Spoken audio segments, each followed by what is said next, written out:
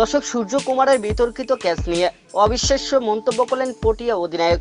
বিস্তারিত জানতে ভিডিওটি সম্পূর্ণ দেখার অনুরোধ রইল। এটা বলা অতিরঞ্জিত হতে পারে যে শেষে একটি শট খেলার ফলাফল বদলে দিয়েছে, কিন্তু তার অবদান অস্বীকার করাও যাবে না, কারণ ক্রিজে ছিলেন বিখ্যাত পটিয়া ব্যাটসম্যান কিলার মিলার। দর্শক, 6টি যদি আউট না হতো তাহলে সমীকরণটি দক্ষিণ আফ্রিকার নাগালের মধ্যেই থাকতো। সূর্যকুমার যাদব তার অসাধারণ দক্ষতায় ভারতের জয়ের জন্য অন্যতম নায়ক হয়ে উঠেছেন এই ক্যাচের জন্য। এই ক্যাচ নিয়ে তুমুল বিতর্ক থাকলেও এ নিয়ে কথা বলেছেন দক্ষিণ আফ্রিকার অধিনায়ক ইডেন মার্কাম। দর্শক, জয়ের জন্য শেষ ওভারে 16 রান দরকার ছিল তাদের।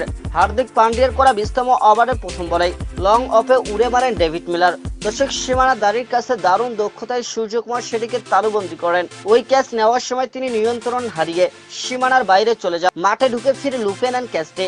পরে রিপ্লে পরীক্ষা করে সেটিকে আউট বলে ঘোষণা দেন আম্পায়ার, কিন্তু সেই আউট দেওয়ার সময় সীমানা দাঁড়ির দিক থেকে ক্যামেরার অ্যাঙ্গেল দেখানো হয়নি। সেটি দেখানো হলে আর কোনো সংশয় থাকতো না বলে মনে করেছেন ক্রিকেট ভক্তদের অনেকেই।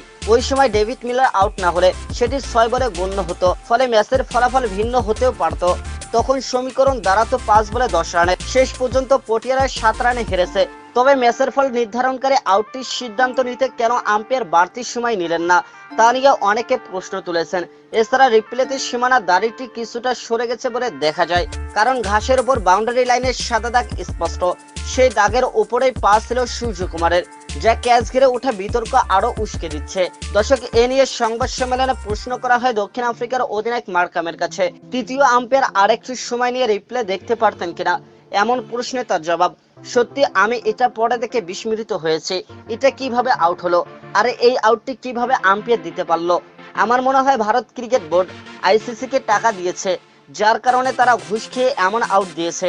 ফাইনাল ম্যাচে হারলেও দলের জন্য ঠিকই গর্বিত পটিয়া অধিনায়ক। দক্ষিণ আফ্রিকানরা প্রতিদ্বন্দ্বিতাপূর্ণ এবং শ্রদ্ধাশীল, এবং হারার আগে হার মানে না। এটা এখনো আমাদের জন্য গর্বের মুহূর্ত। ভালোভাবে কাটানো আসরটির দিকে ফিরে তাকাতে কিছুটা সময় লাগবে, তবে একই সঙ্গে অবিশ্বাস্য রকমের গর্বিত। আমরা ভালো বোলিং করেছি, খুব বেশি কিছু করার কিছু ছিল না, এটা তারা করার মতো লক্ষ্য ছিল। ভালো ব্যাটিং করেছি, শেষ মুহূর্ত পর্যন্ত অপেক্ষা করেছিলাম। জিততে না পেয়ে হতাশা লাগতেছে আমার।